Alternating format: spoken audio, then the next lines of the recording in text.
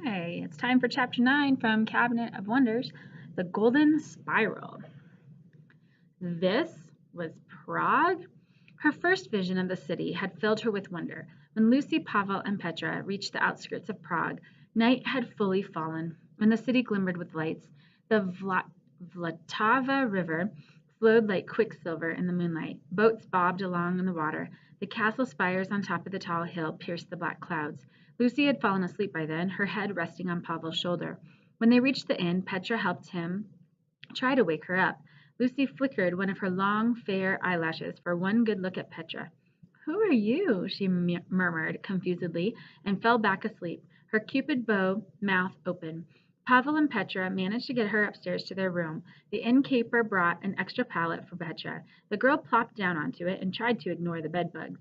At first, she was too excited to sleep. The pattern of the city lights, not quite wild and not quite orderly, burned behind her closed eyes. She decided she had never seen anything so beautiful as the city.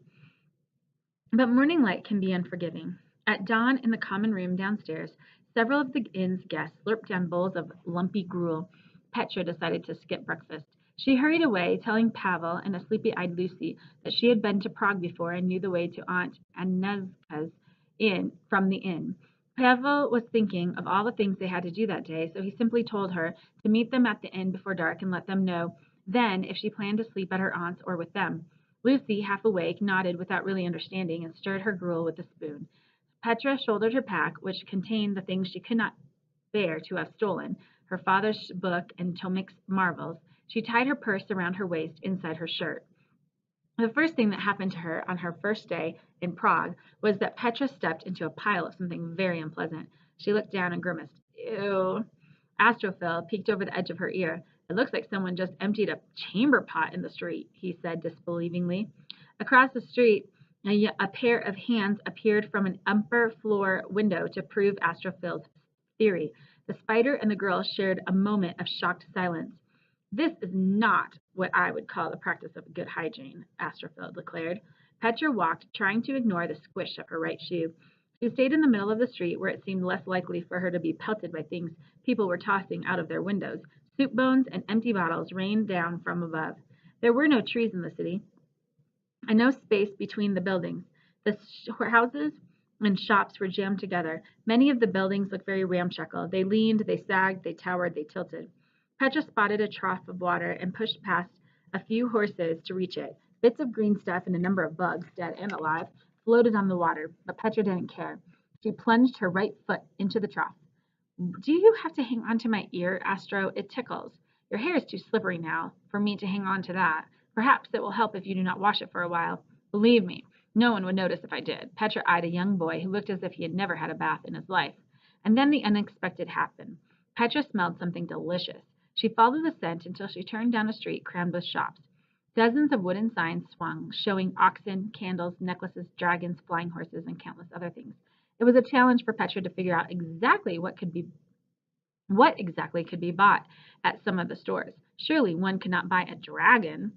Petra could have discovered the answer to that question if she had peeked inside the shop at the sign of the fire-tongued dragon. But she had only one purchase in mind at that moment, and it had everything to do with the sugary scent that pulled her along the road. She turned a corner and faced a large square packed with rows of small stalls. To Astrophil's delight, many of them were heaped high with books of all shapes, sizes, and colors. "Ooh," he said, "let's go closer." He gripped at Petra's earlobe excitedly. "Astrophil," she hissed, trying not to attract attention, for now several people milled about them, mostly scholars in long black robes that identified them as students at Karloff University. "If I wanted to get my ears pierced, I would have asked Dita to stick a needle in them a long time ago." A bookseller with a long, crackly beard gaped at her. For the millionth time she wished that she was able to speak to Astrophil with her mind. Carrying on a conversation with him meant that everyone around her would think she was talking to herself. "Sorry," Astrophil said, "but can we get closer?" "After we buy breakfast." She had identified the source of the sweet scent, and it was a stall selling pastries. Several people were in line. Petra stood behind a young man in a Karloff cloak. The line advanced slowly. Petra impatiently scratched some bug bites on her arm. When only the Karloff student stood between her and breakfast, a boy and a girl walked toward them. They wore academy robes made of dark green velvet with a golden spiral stitched on the right shoulder. They paused right next to the man in the Karloff robe, and Petra was surprised to see they expected him to let them step in front. She was even more surprised when the students stepped back and waved them ahead. Oh, I cannot decide. The girl stared at the rows of cakes and cookies and honey buns. Kolachki, perhaps? I do love their apricot jam centers. Or gingerbread? Just pick one, Annie. We have to get to class. Then the boy said to the woman behind the stall, Apple strudel, a big one. Anna, the girl glared at him. Remember to call me Anna. We are adults now. You should act like one. He rolled his eyes. Is it not splendid that we are in the same class? She said. Mother and father are so pleased. To think we can start fires with the snap of our fingers. I cannot wait to begin seriously practicing. I guess. You speak like a commoner, Gregor. Look, if you don't pick that your pastry now, I'm going to class alone. If you're so blazing pleased about being in the academy, you can try to not get us kicked out after only 1 week. She sighed. I will have 2 kolachki. She nudged her brother, and then he pulled a large purse from his robe. I wonder what the prince's talent is. They say that he was in private lessons for all 4 years at the academy. His talent is a state secret, of course, since our enemies would know his weakness if they knew his magic. You talk such nonsense. He paid the woman. Bohemia doesn't have enemies. We're part of the empire. Why hide his talent then? Gregor shrugged and began to walk away. Maybe he doesn't have any and doesn't want anyone to find out. Maybe that's why he didn't take classes with the group of students. Petra heard someone behind her gasp. The pastry seller looked scared. Or maybe the girl grabbed her brother's arm and glared at him. He has more than one magical ability and therefore needed special attention. He shook off her hand. Don't be stupid, Annie. Nobody has more than one magical ability. He stalked away. His sister trailed after him, protesting. The student in front of Petra shook his head. Reckless. What a reckless thing for him to say. Petra brought a haska, a braided bread made with almonds and raisins. She tucked the purse back inside her shirt, but then she put the change from the bread in her pocket so that she could reach the coin easily. Then she walked slowly away, mulling over what the brother and sister had said. The girl had been right about one thing, Petra thought. Knowing what the prince's talent would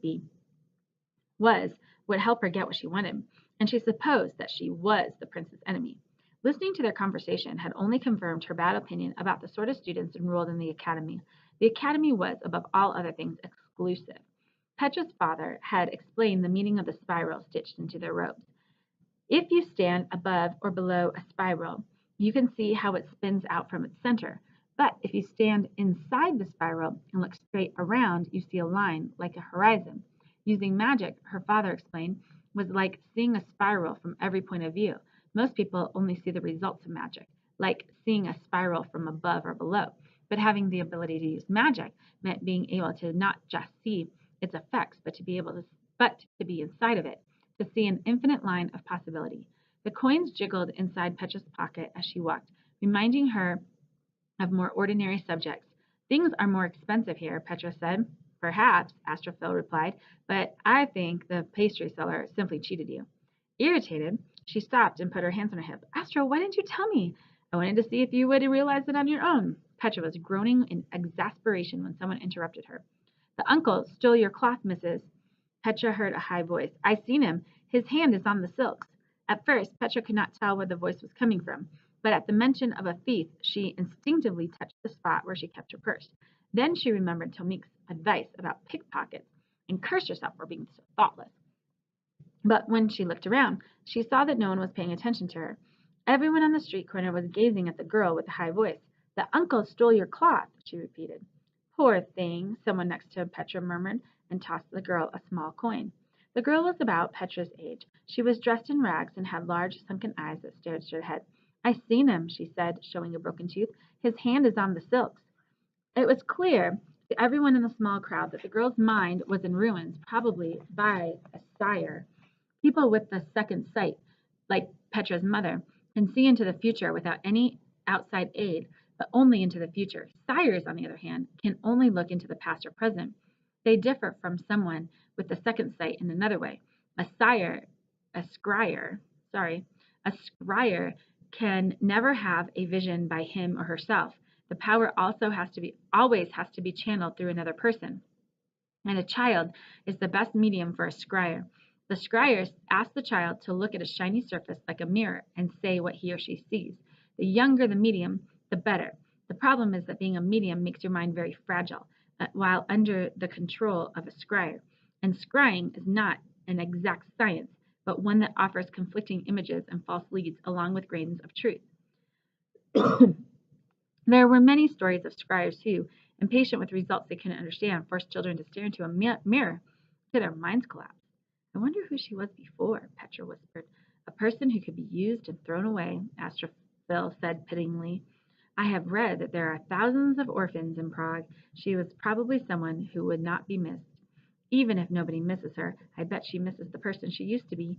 Petra laid her hoska at the girl's poor, bare, dirty feet, and that's when she felt invisible fingers dip inside her shirt and snatch away her purse.